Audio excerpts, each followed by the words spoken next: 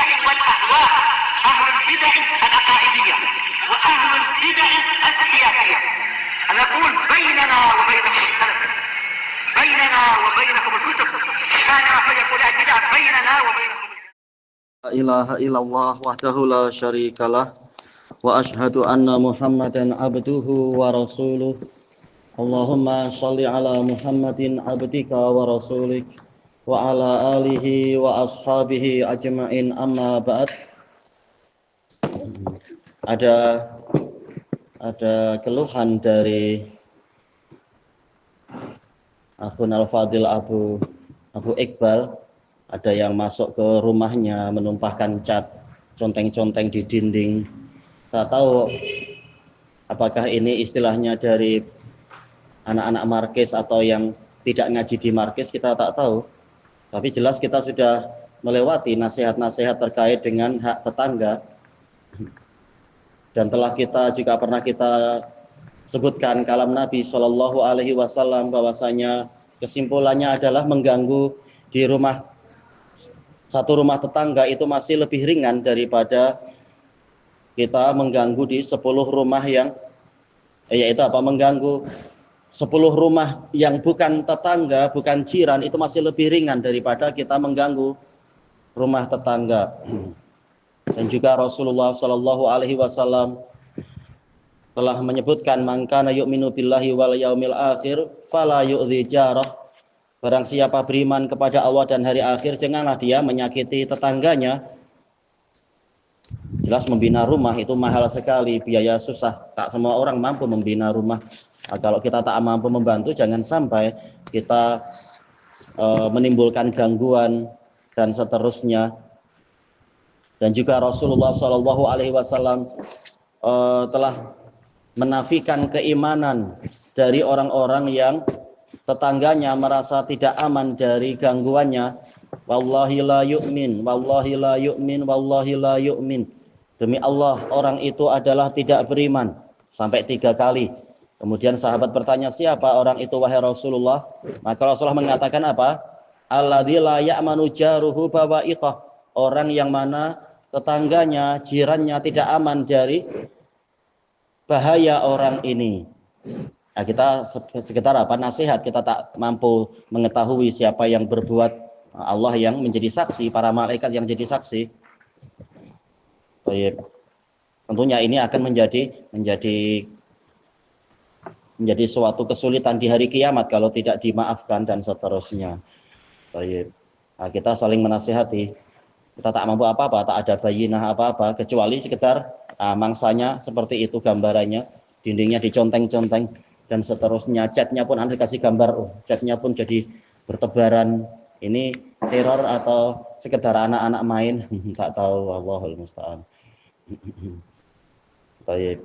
Nah, yang hadir ngaji boleh kita saling menasihati, yang tidak hadir kita mampu apa tak tahu. Allahul musta'an. Ini berdosa mengganggu tetangga, bukan dosa kecil, dosa besar.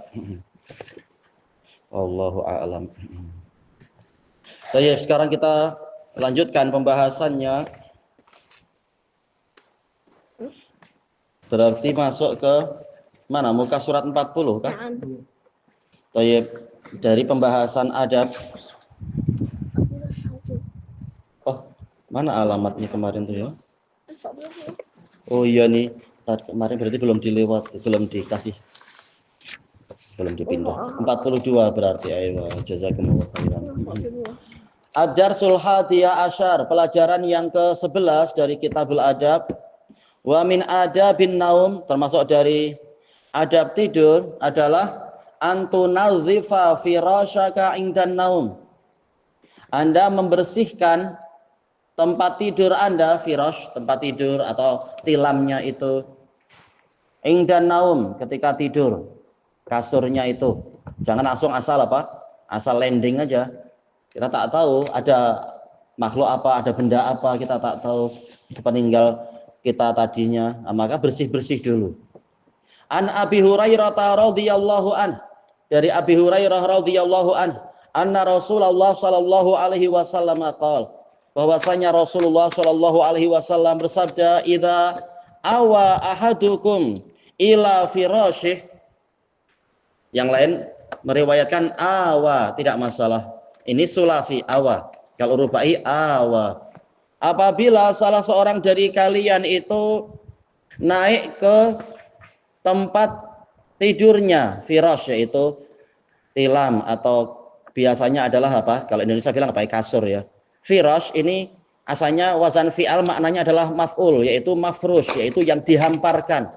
Makanya boleh jadi dia hanyalah permadani atau tikar atau kain-kain tebal atau memang kasur-kasur dan tilam, itu semuanya dipanggil firash.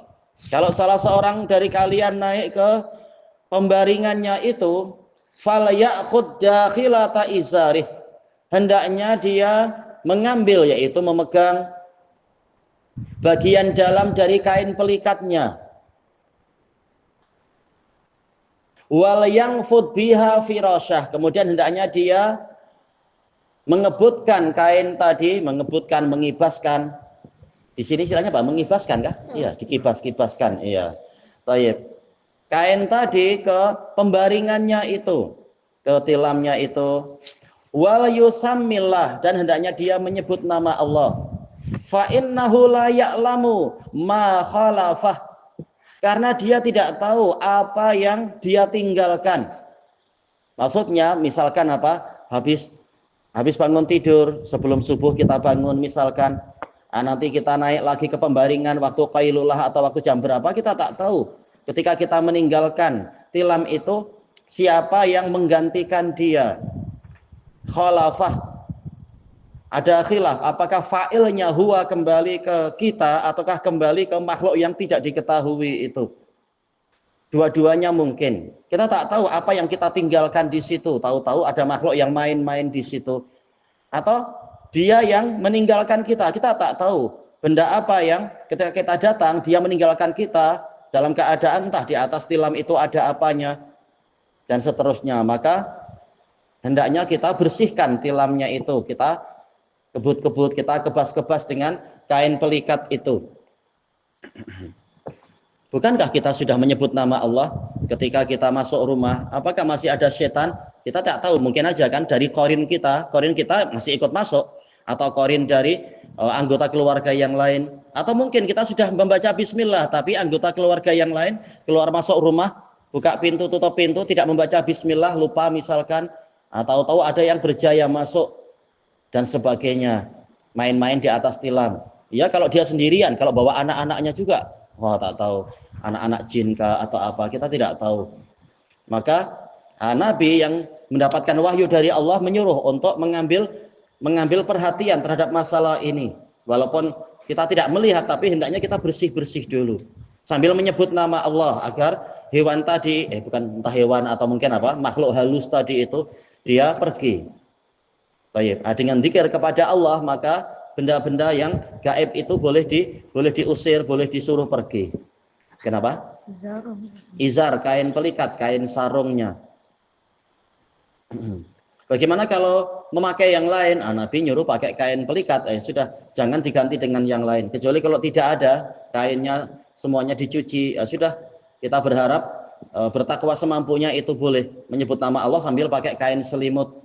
Bukan untuk menggantikan sunnah, tapi misalkan kain pelikat sedang tidak ada semua, terutama yang hanya punya satu atau dua misalkan. Nah, kita tetap berusaha bersih-bersih. Tak ada itu ya pakai yang lain semampunya. Ya. Apa wajib itu? Masalahnya bukan wajib atau tidak wajib, tapi kita tak tahu benda apa yang ada di situ. Jangan-jangan dia tertindih, nanti tahu-tahu dia jadi mengacau kita waktu tidur, mencekik kita, atau mendatangkan mimpi-mimpi yang mengejutkan, yang menakutkan. Kita tidak tahu. Jadi Nabi menyuruh, sudah langsung kita kerjakan. Insya Allah tenaga tak habis kan buat gitu, nggak sampai habis tenaga, cuma kebut-kebut sebentar aja sambil menyebut nama Allah. Ya. Yang food yaitu mengebas-ngebaskan. Ngebaskan apa ngibas? Mengibaskan ya. Mengibaskan, iya. Baik. Ini intinya adalah untuk mencegah datangnya bahaya. Dan itu juga berfaedah untuk hewan-hewan. Kadang apa? Ada aja hewan yang naik karena apa? Mungkin ada kucing tidur di situ, akhirnya ada kutu-kutu Dracula kecil-kecil itu yang masih ada di situ, nanti Dracula. pindah masuk telinga, masuk hidung, atau entah gimana menghisap darah kita, atau yang sering menemani pelajar apa namanya, kutu busuk atau apa itu, orang Yaman bilang kutan. Nah itu memang temannya pelajar, ada aja di situ, bukan membantu tapi apa, menghisap darah kita. Nah kita diantara hikmahnya untuk mengusir hewan-hewan itu juga, diantara hikmahnya. Baik. Kalimat ini fa innahu la ya'lam ini adalah litahwil walihtiroz, yaitu untuk menakut-nakuti. Tentunya berita dari Nabi ini bukan berita kosong. Kita tak tahu apakah hewannya itu hanyalah sekedar hewan yang tidak membahayakan, atau jangan-jangan dia hewan yang membahayakan, atau barangkali dia bukan hewan tapi makhluk halus, bahaya sekali. Nah, karena kita tidak tahu, maka kita melakukan ihtiroz, yaitu berjaga-jaga. Kita ikuti sunnah Nabi agar kita selamat. Baik. Karena kalau sudah terlanjur masuk ke badan kita, mengeluarkannya susah, meruqyah itu meletihkan. Baik. Dan seterusnya. Apalagi sebagian ulama mengatakan jin-jin itu banyak dendam dan banyak dengki. Manusia aja banyak yang dendam dan dengki, apalagi yang karakter api, yaitu jin, boleh jadi lebih mengerikan. Mungkin sekedar kena sikit kita tak tahu, tapi ya dia tak segera pergi, atau anaknya tidak segera pergi, itu tempat tidur kita, bukan tempat tidur dia. Asal main di situ, kita asal landing, asal lompat, terutama anak-anak kan menganggap ini sebagai untuk trampolin, wah lompat-lompat, tahu-tahu ada yang kakinya terpijak, jin-jin itu dendam, bahaya, nanti mengacau kita, naudzubillah. Maka bersihkan sambil menyebut nama Allah, diberi kesempatan untuk dia pergi. Itu diantara hikmahnya. At-taqwim, penilaian. Yang pertama, hal tunazifu marqadaka 'indan naum. Apakah Anda membersihkan tempat tidur Anda ketika tidur? Maksudnya indan naum adalah inda iradatin naum, ketika ingin tidur, bukan di alam mimpi bersih-bersih. Bukan. Tapi ketika ingin tidur. Tapi secukupnya ya, kalau tahu-tahu adiknya pun sedang tidur, janganlah dikibas-kibas juga. Dah tidur ya sudah. Baik. Yang kedua, hal arafta anna dinal Islam yujannibuna ad-darar. Apakah Anda tahu bahwasanya agama Islam itu menjauhkan kita dari bahaya fi sairi syu'unina, di seluruh urusan kita? Jawabannya apa? Nah. Ya, saya tahu. Dengan dalil banyak sekali, betul-betul ini menunjukkan Allah dan Rasulnya sangat menyayangi kita. Zikir-zikir ini bukan untuk beban, tapi justru untuk keselamatan. Seperti ini, sebelum tidur ada zikir-zikirnya, bahkan agar lebih selamat lagi, tempat tidurnya pun dibersihkan. Demikian pula ketika tiba di suatu tempat, ada zikirnya agar selamat. Demikian pula ada zikir pagi dan petang agar kita selamat. Dan seterusnya, zikir banyak sekali untuk menjaga kita dari gangguan makhluk-makhluk yang membahayakan. Boleh jadi sengaja atau dia tidak sengaja membahayakan. Dengan zikir itu kita insya Allah dipelihara, ya. Apa doa sampai di suatu tempat, apa doanya apa? Doa tiba di suatu tempat apa? Kalau singgah di suatu tempat membaca apa? Siapa? Ya, Halif. Dimulai dengan hamzah, ya. A'udzu bikalimatillahi tammat min syarri ma khalaq. Yang nak safar balik nanti, kalau kapal terbangnya singgah di mana, baca a'udzubillah. Kapal terbang singgah kan? Iyalah, mungkin mau itu kan, turun di mana dulu. Biasanya isi minyak. Kenapa? Biasanya isi minyak. Isi minyak, ambil isi minyak, kita sambil doa-doa.